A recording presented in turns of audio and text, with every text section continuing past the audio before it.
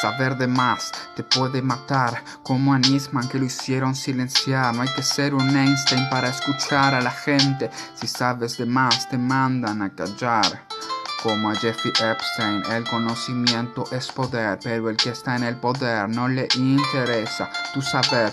Te quiere manso, dócil, cómodo y tonto. Un plan más, otro voto. Se premia a la estupidez para fomentar el hambre mental. Queremos gente ignorante bailando frente a su celular, regalando información personal sin parar. Mientras más te controlen, más plata vas a ganar. Comodidades es debilidad, abuso, drogas y corrupción, esa es la realidad.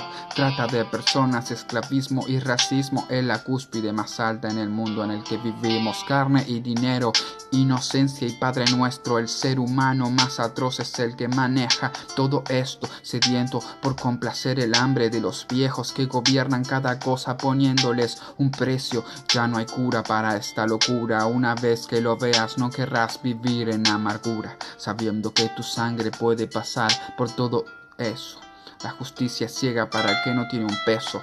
Es ser honesto, todos formamos parte de esto, por saber lo que sucede y no hacer nada al respecto.